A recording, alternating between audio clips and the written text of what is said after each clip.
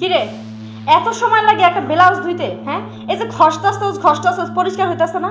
ঘুমে থেকে কখন উঠছস? হ্যাঁ, 2টা বাজে তুই তখন উঠছস ঘুমেতে? নেই যে ভাতের মধ্যে ঢুকছস তুই, এখন তুই বাইরে নাম নিতাছস না। ঘরের বাকি কাজ ঠিকই করবো। কি কর ম্যাডাম, আমি কি কোনো কাজ টাজ করি না? কতগুলো কাজ করছি দেখেন তো। দেখছি। এই যে খায়া খায়া যে শরীরটা করছিস, জায়গায় জায়গায় তেল বানায় ফেলাইছিস তো। কি কর ম্যাডাম এইসব? হ্যাঁ, আমার শরীরের দিকে নজর দিয়েন না, আমার স্বাস্থ্য ভালো হয়েছে, আপনার ডয় নাই সেজন্য নজর দেন। হইব কেমনে?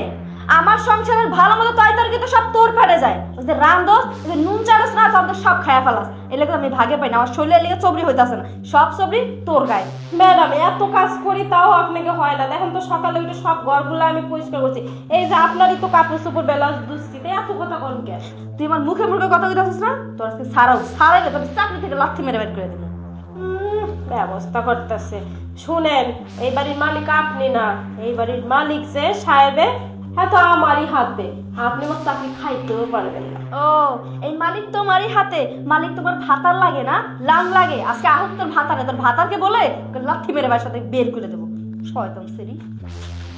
যান যান, এত কাম করি তাও ক্যাট ক্যাট ক্যাট ক্যাট করে। রফিক, কি এসব? কেন, দেখতেই তো পাচ্ছ কি করছি। ছি, তুমি আমার বেডে আমার বাড়ির কাজের মেয়ের সাথে এসব কাজ করতেছো, তোমার লজ্জা লাগতেছে না? না, আমার লজ্জা করছে না। লজ্জা করছে না এই কারণে, তুমি তো আমাকে সুখ দিতে পারো না। আর ও আমাকে ক্ষণে ক্ষণে সুখ দেয়, তাই আমার আর লজ্জা নেই। কি বলছো তুমি এসব?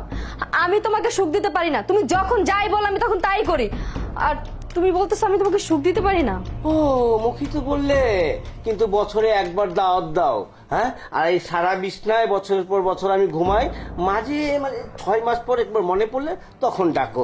এটা কি সুখ হয় একজন স্বামী স্ত্রী? আমার ঘৃণা লাগতেছে তোমার সাথে কথা বলতে। আসলে আমার বাবা মা যে কি দেখে তোমার মতো একটা লোকের সাথে বিয়ে দিয়েছিল সেটা আমি ভাবতে পারতেছি না। আমি একটা শিক্ষিত মেয়ে, কিন্তু আমার বাবা মা তোমার মতো একটা বয়স্ক লোকের সাথে বিয়ে দিয়েছে, আর তুমি একটা কাজের মেয়ের সাথে নোংরামি করছো। তোর চরিত্র এতটা খারাপ? তোমার শিক্ষিত দিয়ে তুমি পানি খাও। শুনো, ওকে যদি তুমি মেনে নিতে পারো তাহলে তোমার জন্য ভালো। ওকে আমি বিয়ে করব, এই বাড়িটা ওর নামে লিখে দিব। তোমার কি কোনো অসুবিধা আছে? আমি চলেই যাব। তোমার সাথে একই ছাদের নিচে থাকার কোনো ইচ্ছা আমার নেই।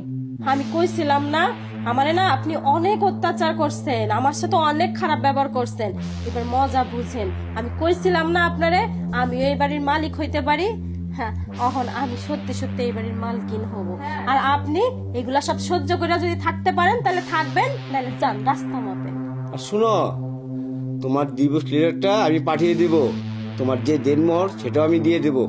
আর যদি তুমি থাকতে চাও এই বাসায় তাহলে ওর অধীনে থাকতে হবে। এটা যদি মেনে নিতে পারো থাকো, আর না হলে চলে যাও। আজকে তোমার কারণে কাজের মেয়েটা আমার মুখে মুখে কথা বলার সাহস পেয়েছে, আর তোমার সামনে আমাকে অপমান করছে। তুমি কিছুই বলতেছো না, থাকো তুমি তোমার এই কাজের মেয়ে নিয়ে।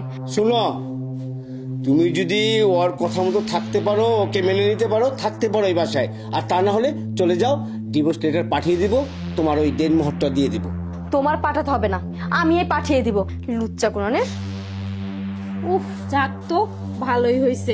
তোমার ওই বউ না আমারে কত যে অত্যাচার করছে। ভালো হয়েছে বেটি, বাপের বাড়ি যাক, আমি আসছি না।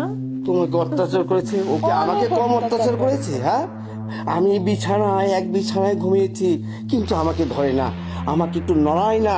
আমার শরীর গরম টকবক টকবক হয়ে থাকতো, কত রিকোয়েস্ট করতাম, ও মা, ও আমাকে